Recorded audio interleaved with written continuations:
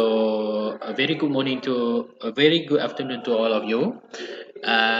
Yes, please mute your mic if you don't want to say anything. And also, please on the mic if you want to ask any question. Okay, along I'm doing the presentation. Please don't hesitate to ask a question. Okay, today the chapter will be on extension services for information agency. So chapter 4, extension services for specific group. Look at your notes. For the first slide, we will look at the elderly and senior citizen. So this is the group of people that we provide extension services. So we have elderly and senior citizen. People with disability, disadvantaged community, homeschooler, homebound, young children, people in detention. This is seven group that is the priority to do an extension services. So we look at the next slide. Elderly and senior citizen. What is elderly and senior citizen? Okay, baby boomers. Elderly citizen is a baby boomers that is born between 1946 to 1964. After Second World War, mainly used public library for recreation and leisure. Consequently, it is reasonable to assume that they are predisposed to having a positive view of the library as a physical place. This group needs materials such as large print books and serve through housebound service or mobile library service. They need physical contact. They need to meet with people. They need to touch the material. This is baby boomers. If frankly to say, they are in between the age of 40 something, 50 to 60 or 70. Okay, old people, old folks. Okay, people with disability. Physical disabled people are defined as a disadvantage for a given individual resulting from an impairment or disability that limits or prevents the fulfillment of a role that is normal depending on age, sex, social and cultural factors for that individual. The information services is extended to this group of people to avoid them from feeling neglected or avoided by the authority. So people with disability is a people that have some disability or lack of ability to move around. Okay, here he said that depending on age, sex, social and cultural factor for that individual. So it can be that the people is physically uh, cannot come to the library or due to the social or cultural factor. Okay. Okay. Disadvantaged community, May 2003 has defined that people who are denied access to and use of the same tools found useful by the majority of society. This include autonomy, incentive, responsibility, self-respect, community support, health, education, information, employment, capital, and responsive support system. Overcoming a disadvantage is of utmost importance to this group, and among the alternatives is to empower them so that they could remove all the barrier toward their self-development. Information resource is one of the empowerment tools. Okay, so disadvantaged community, if I can say disadvantaged community, some community that is not given the same opportunity as other communities. Uh, Likewise, maybe that disadvantaged community is a community that is being put aside by some people. Like in this MCO or PKP, if a people have or been detected with COVID, okay, this will be the disadvantaged community. There will be some stigma or some neglected needs that been put to them. Okay. Another example is people with HIV/AIDS that is being stigmatized by other people that don't want they to come to public place or social place. Okay. Okay. This is the continuous of disadvantaged community. Overcoming disadvantage is of utmost importance to this group, and among the alternative is to empower them. So, if the disadvantage is huge, we need to empower them with information. We need to provide them with something. Okay, so for example, if you are in the community of HIV people or some people that have some infectious disease, so you need to provide them with information. You don't have to have a stigma, so that make you afraid to go around them, to go near them. Okay.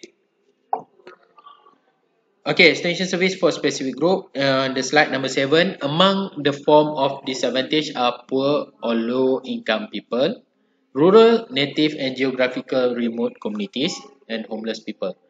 Okay, this is true. It's not some fairy tale that been told by other people.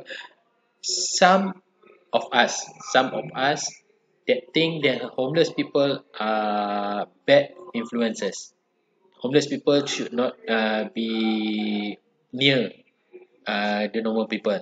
This is what we call stigma. Okay, so we have also poor and low income people. Some people they have a tendency to dislike or feel quite filthy to be close to poor or low income people. This is something that need to be done to amend this type of thought. So, and then we have rural, native, and geographical remote community. This type of people, this type of community, they afraid to come to people. They are afraid to come to modern days, modern culture. That maybe they afraid that this will give them a bad influences. Okay, okay, poor low income people. The Census Bureau of United States, this is by US, use a set of money income threshold level that vary by small size family and composition to determine who is in poverty.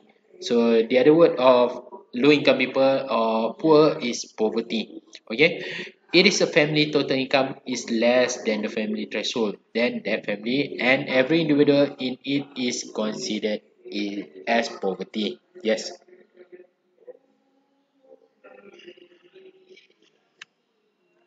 Okay.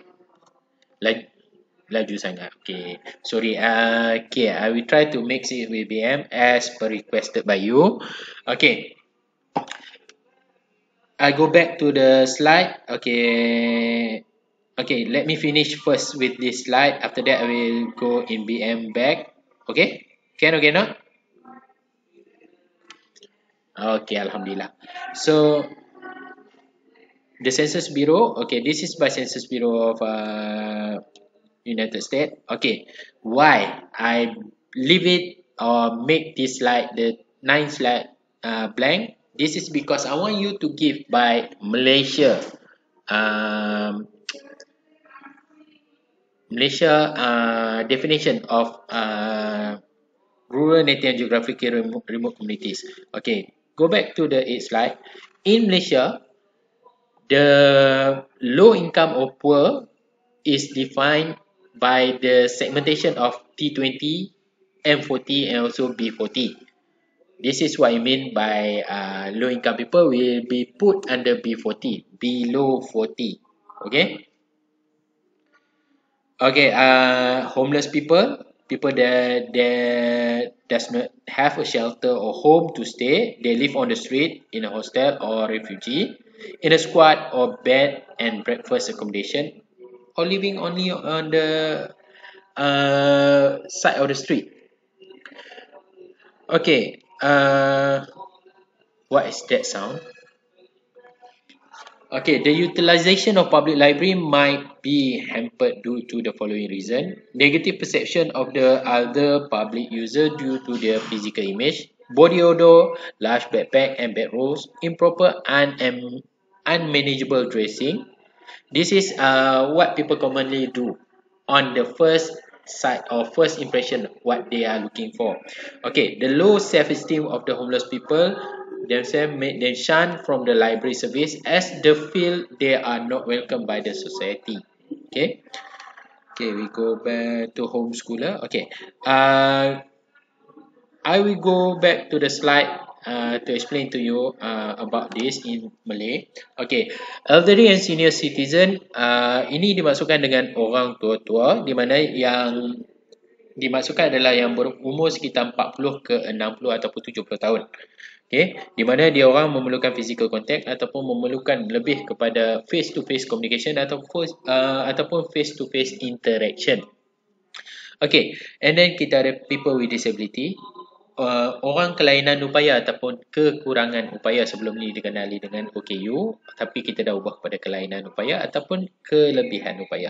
Okay, di mana kekurangan upaya ini lebih pada fizikal yang menghadkan dia daripada datang ke library ataupun ke information agency tersebut. Dalam keadaan ni, the fulfillment of that role is depending on the age, sex, social and cultural factor.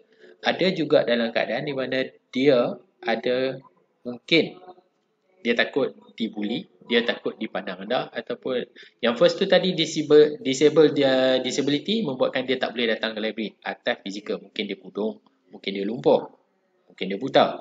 Tapi ada juga yang dari segi stigma yang mana dia takut dibuli ataupun dipandang remeh, dipandang serong oleh orang ramai. Mungkin yang ada masalah dari segi rupa dia. Dia boleh datang tapi mungkin muka dia akan membuatkan orang memandang sinis dan boleh menjatuhkan dia punya keyakinan diri. And then we have social and cultural factors. Mungkin social and cultural factors ni juga akan membuatkan seseorang tu tak mau ataupun tak nak datang ke library. Okay, and then we have disadvantage community. Community ni lebih kurang yang diketepikan. Dalam ni dia ada sebutkan kita ada poor and low income people, rural, native and geographical remote community, homeless people. Orang miskin selalunya dia rasa nak menjauhi tempat-tempat yang macam ni sebab dia kata dia bukan orang yang standard untuk datang ke situ. Dia kekurangan keyakinan diri untuk datang. Okay, dia rasa macam tempat tu memerlukan kewangan ataupun tempat tu memandang tinggi pada perwatakan, lebih pada penampilan diri. Okay, and then rural and native geographical remote, dia orang ni memang ada perception di mana kadang-kadang kita tengok orang dia akan tengok alah orang kampung. So ini adalah perception orang pandang yang mana dia nampak, dia pandang, dia memandang rendah pada orang yang orang kampung. So secara tak langsung rural and native and geographical remote ni dia rasa tak yakin untuk datang ke library. Dia orang rasa macam no need. There was no need to come to the information agency itself. Okay, and then homeless people. Homeless people dia memang menjauhi society. Dia tak ada rumah. Bukan sebab dia memilih untuk jadi homeless, tapi lebih pada keadaan yang memaksa dia jadi homeless. Mungkin dibuang keluarga, mungkin dia ni ada masalah kesihatan yang mana dia tak mau menyusahkan orang, ataupun mungkin dia ada masalah dari segi mentally health yang tak mengizinkan dia untuk hidup secara normal. Okay, dekat sini tadi ada disebut bila kata orang dan golongan-golongan ni masuk ke library. Okay, sini homeless people. Okay, the utilization, tengok slide nombor 11. Okay, negative perception of other people the public user due to their physical image. Bila kita nampak, kita tengok ada seseorang yang masuk ke library, kita sebagai user, dia masuk dengan badan dia berbau, dengan pakaian dia kotor, dia bawa backpack besar, berlanggak sana sini, and then berpakaian tak proper, kita akan ada satu perception di mana ganggu pemerhatian, ganggu kita study, ganggu kita baca dengan bau yang something apa semua tu. Okay, bukan kita saja rasa, dia orang pun faham benda tu, tapi in term of hak, kita tak ada hak untuk melarang dia orang daripada datang ke perpustakaan. Okay, negative perception of the library employees such as perceiving homeless people as problem patrons. Ini dari segi staff. Kadang-kadang staff dia nampak orang, dia akan ni budak-budak ni bermasalah. Yang masuk ni Allah, dia ni akan timbulkan masalah, mengganggu orang. Okay, ini juga jadi bila kita dalam academic library, usually the staff will think one or two student is a problem student. This is what we call perception based on one or two thing yang happen. Ya, May, ini chapter 4 Chapter 4, slide number 11. Okay. The low self-esteem of the homeless people themselves made them shun from the library. Maksudnya kat sini, untuk point nombor 3 ni, kurang keyakinan diri membuatkan orang homeless people ni terus melarikan diri ataupun tutup ruang dan peluang daripada diorang boleh menggunakan fasiliti yang disediakan oleh pihak information agency.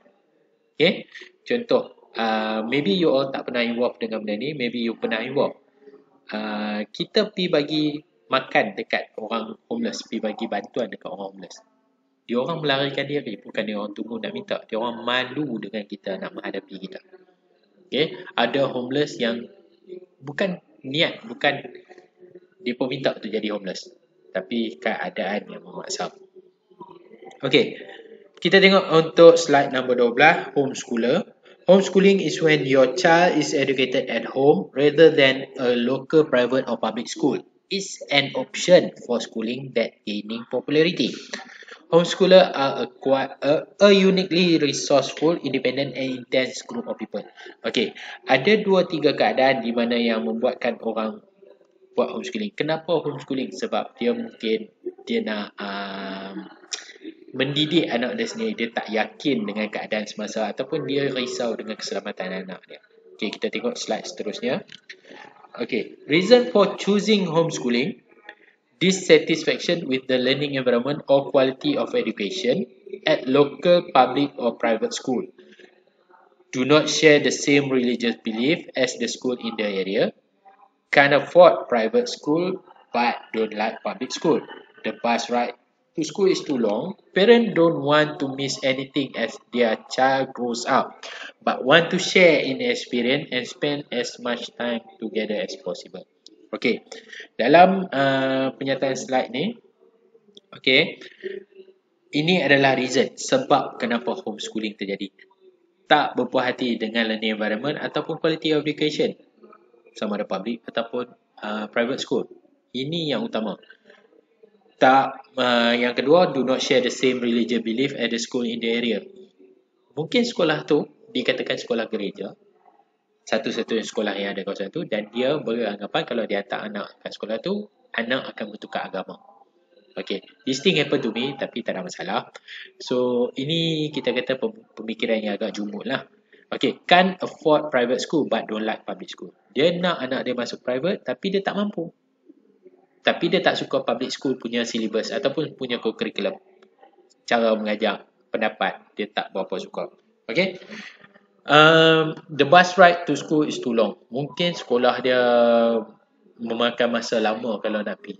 30 km, 50 km. Ini ada terjadi. Ada pernah kawasan pedalaman yang sekolah tu terletak berpuluh kilometer daripada rumah. Okay. Parents don't want to miss anything as their child grow up. Ini selalunya parent yang memang concern about the child punya education dan child punya pembesaran. Ada parent yang mungkin bekerja sepenuh masa dan dia sanggup, willingly dia nak mengajar anak dia sebab dia nak tengok anak dia membesar sendiri. Sebab ini kita panggil golden time. Masa ni takkan boleh diputarkan kembali. Masa kita membesar, mak bapak kalau termiss time ni, dia takkan nampak dah waktu tu. Sebab we cannot turn back time. Okay, and then we have homebound library service. Public library homebound delivery service deliver library material free of charge to those who cannot come to the library. Library material include books, magazine, movie, reference services and programs. Majority of homebound delivery service patrons are not able to participate in daily interaction that most of us do. Okay, so majority of homebound delivery service patrons tak mampu untuk buat aktiviti harian macam mana yang kita biasa buat lah. Ada yang mungkin duduk dekat rumah, banyak aja pergerakan terhalang. Mungkin dia sakit, dia terpaksa duduk rumah. Boleh bangun duduk 5 minit, jalan 5 minit, duduk kat 3 jam. Itu je kemampuan dia. Okay, okay, young children. Why I make this slide blank? Because I want you to fill it. Find the definition of young children in Malaysia itself. Okay, but here I would like to explain young children. Young children bukan youth, Tapi young children, people that is below 13, not below 13, sorry, below 18 but above 13, kita panggil young children. Dia di kalangan orang yang masih dalam pembesaran tapi dalam keadaan dia mencari-cari maklumat. Dia nak keluar pada rumah, dia perlukan kebenaran family. So dalam keadaan ni kita akan tawarkan kepada dia untuk bukan datang ke library, tapi kita cari dia untuk kita provide extension service. This is young children. It can be also people under 13, tapi most of it kita target yang bawah 18 di mana dia memerlukan kebenaran ibu bapa untuk keluar daripada rumah. Okay, people in detention. Some prison libraries are managed or under the authority of the public library. Library in prison of this type provide a similar range of material and services to those provided by public library. Living in a prison or juvenile detention center provide opportunity for reading as other activities are restricted to avoid much movement. Okay. Hopefully, from lots of reading and engaging educational or professional program, we prevent them from repeating their crime after finishing their sentence. Okay, ini perpustakaan dalam penjara, detention center. Okay, ada yang provide perpustakaan, ada yang provide bukan perpustakaan tapi the delivery of reading material itself. Okay, so people in detention center also have the right to read, have the right to be educated. Apa yang kita buat sekarang ni, kalau dalam Malaysia masih baru benda ni, kita provide kat dia orang education. Sepanjang dia orang menjalankan hukuman dalam penjara, kalau dia berminat untuk sambung pelajaran, kita akan provide dia education. Some of syllabus be provided to them. Kalau tak salahnya fakulti kita pun ada menawarkan kepada mereka juga. Tapi apa yang kita bincangkan sekarang ni adalah bahan bacaan kepada mereka. Okay, kalau kita tengok PKP banyak diwar-warkan dekat social media sekarang ni, pihak banduan dah khatam Quran 20 kali sepanjang tempoh PKP baru dalam sebulan lebih. So, what they have nothing to do in detention center. They may be doing craft, but most of the time they are doing nothing. So, reading is one of the important thing they can do. Yang tak melibatkan peralatan, tak melibatkan benda-benda yang membahaya. So, they can read. We provide them with the reading material. Maybe not a books, but some copy of the book. Maybe we rebinding the book bags for them. Ada alasan dari segi keselamatan, mungkin buku boleh menyembunyikan barang-barang yang salah. Jadi, kita rebinding ataupun kita buat page by page untuk provide pada dia. Okay, so that's for chapter 4 for the time being. Do you have any question?